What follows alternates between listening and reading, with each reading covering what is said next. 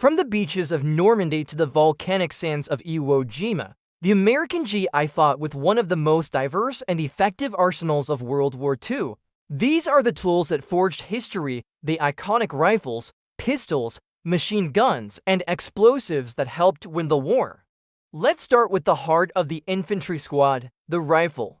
The undisputed king was the M1 Garand.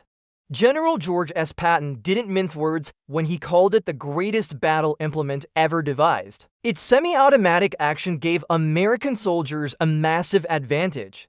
While their opponents were manually working a bolt after every shot, the GI could send 8 rounds of powerful .30-06 downrange as fast as they could pull the trigger, sealed with that iconic ping as the clip ejected.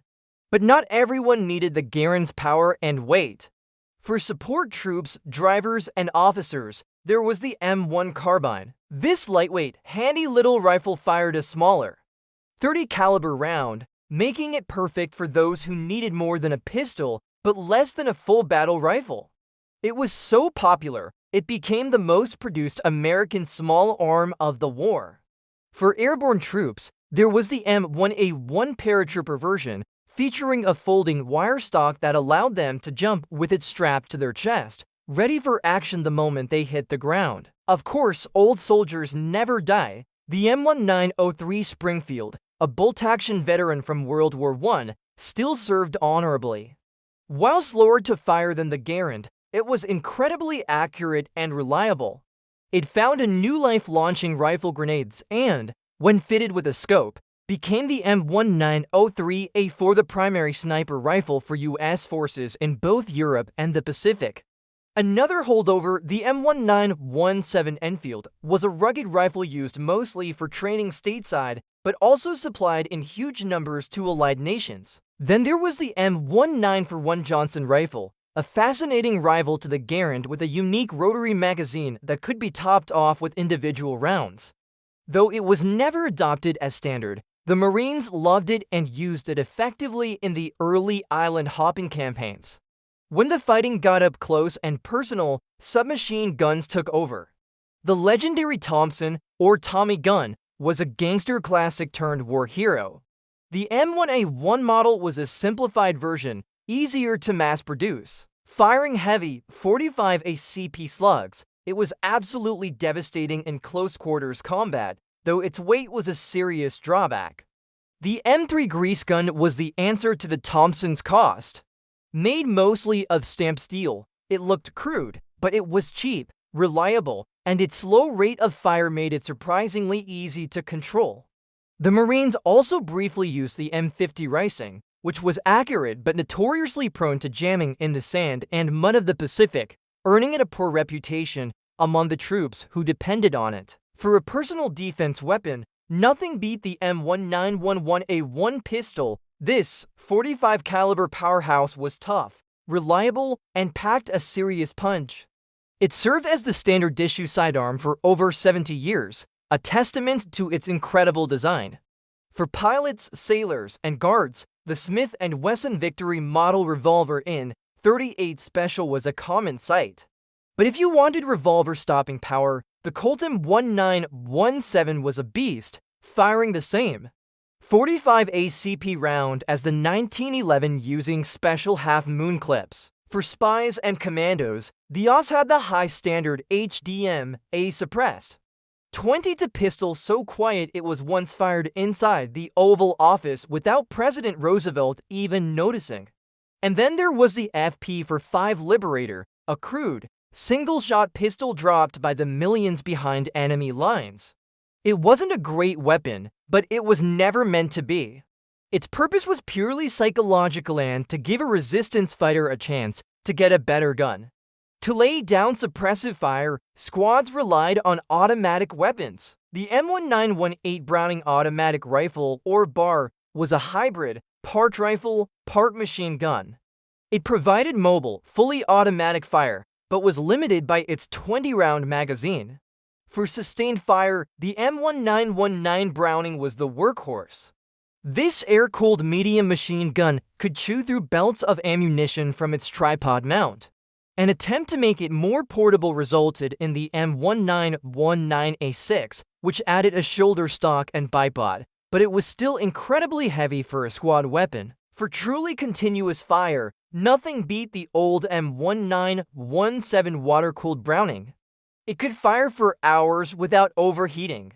And then there was the legend, the M2 50 caliber Browning Modus. This heavy machine gun could shred light vehicles, shoot down aircraft, and obliterate enemy fortifications.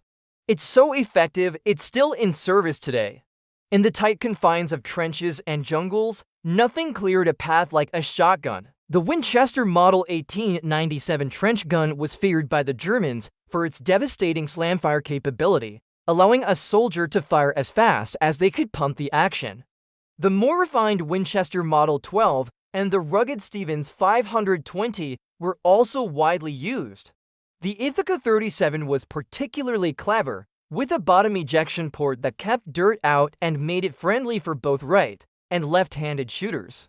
When infantry faced tanks, they reached for the M1A1 bazooka. This revolutionary rocket launcher fired a shaped charge that could punch through armor, giving a two-man team the power to knock out a tank.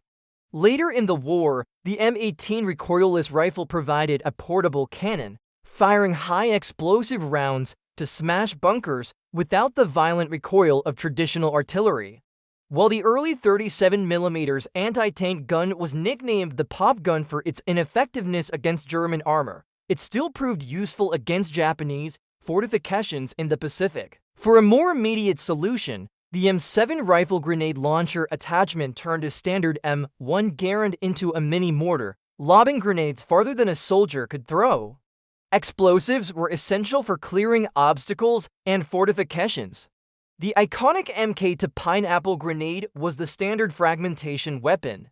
For a more terrifying effect, there was the M15 white phosphorus grenade, or Willie Pete, which created a thick smoke screen and scattered burning particles. M1 anti-tank mines crippled enemy armor columns, while the Bangalore torpedo, a long pipe filled with explosives, blasted paths through barbed wire on D-Day. For heavily fortified bunkers, nothing beat a TNT satchel charge, a demolition pack delivered by hand. When ammunition ran dry, the fight continued with blade and bayonet. The M3 combat knife was issued to troops who didn't carry a bayonet-ready rifle. But the most famous blade was the USMC Kabar, an all-purpose combat and utility knife that became an icon of the Marine Corps. Bayonets for the M1 Garand and M1917 rifles were also widely issued, serving as both weapons and tools. For specialized units, there was the M1918 Mark I trench knife, a brutal weapon featuring brass knuckles and a skull-crusher pommel designed for the vicious reality of trench warfare. Finally, for indirect fire support, infantry companies had mortar. The M260mm mortar was light and mobile, while the larger 81mm mortar offered greater range and a more powerful punch. But perhaps the most feared weapon in the Pacific was the M2 flamethrower. It was a terrifying weapon, used to clear out caves and bunkers where enemies were dug in deep, reaching places no bullet or grenade could.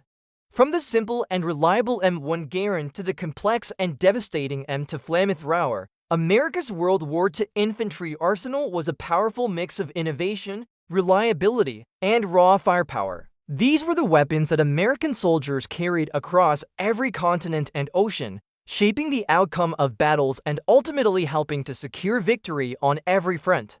Thanks for watching. If you enjoyed this look back at history's hardware, be sure to like, subscribe, and hit the notification bell for more.